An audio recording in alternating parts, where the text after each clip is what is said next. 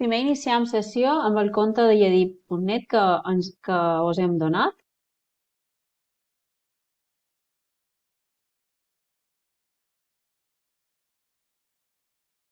Després anem a la pàgina web d'Azure i cercam Azure per estudiants. Cercau Students, Estudiantes i ho trobareu. Creau un nou compte de Microsoft amb el vostre compte de lledip.net.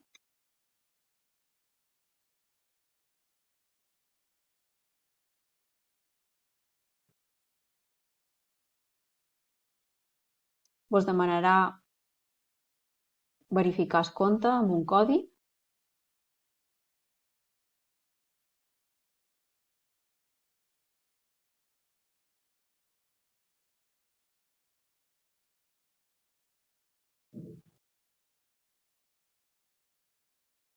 Aquí heu de verificar la informació acadèmica, molt important el nom del centre. Heu d'escriure Instituto a Distancia de les Isles Baleares, Institut d'Ensenyaments a Distància de les Illes Balears. Important el correu electrònic que sigui iedip.net.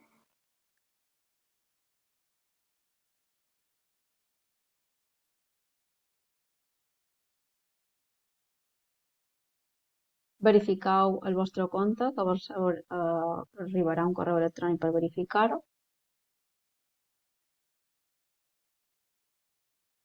I això tarda un poc, però finalment vos verificarà que sou estudiants amb aquest compte iedip.net.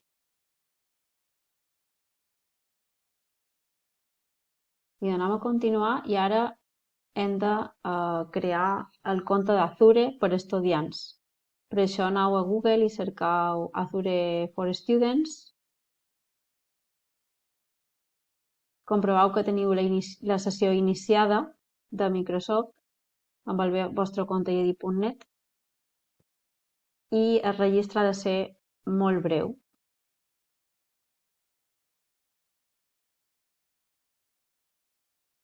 Ja teniu accés a Microsoft Azure for Students i ara hem de crear una nova màquina virtual.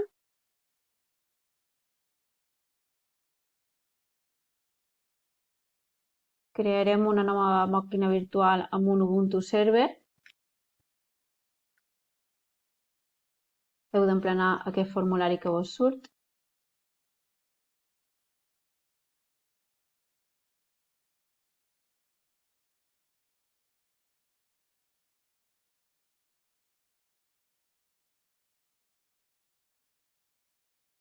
El nom de la màquina virtual només pot tenir lletres. Jo aquí m'he equivocat.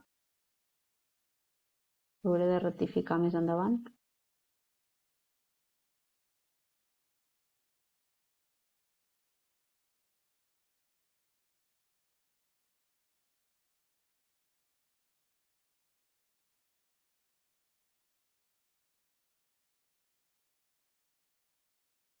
Aquí important canviar aquest tamany.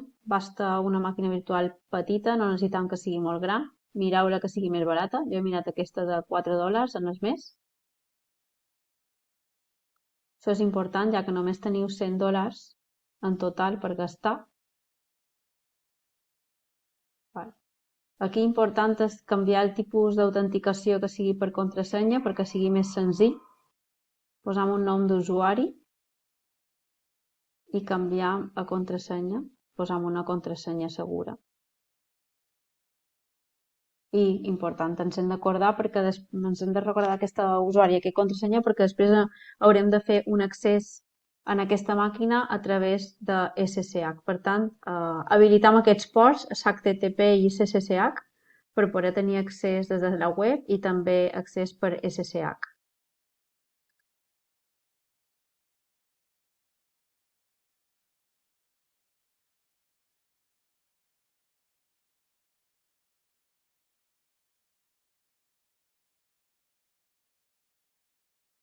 Ara, primer que m'he equivocat amb el nom que us havia comentat.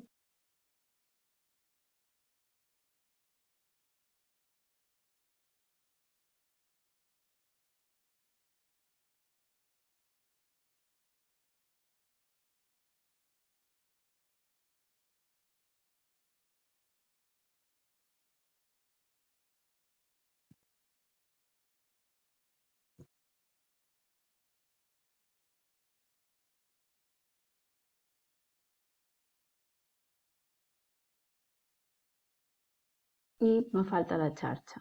Creem una nova xarxa, i posam un nom i amb això ens crearà una nova adreça IP pública.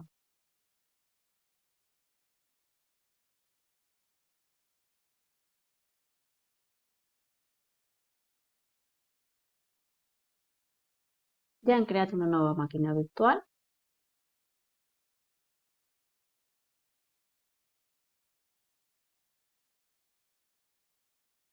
Tarda una estoneta en acabar la implementació de la màquina.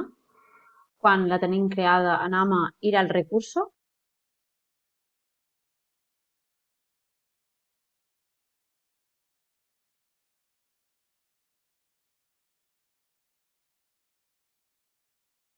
Copiem aquesta adreça pública i farem una connexió a través de SSH amb PuTTY o també ho podem fer WinSCP.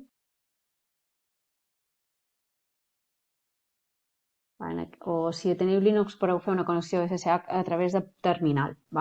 Ens connectem en aquesta adreça IP amb l'usuari i contrasenya que hem posat i després instal·lam Apache.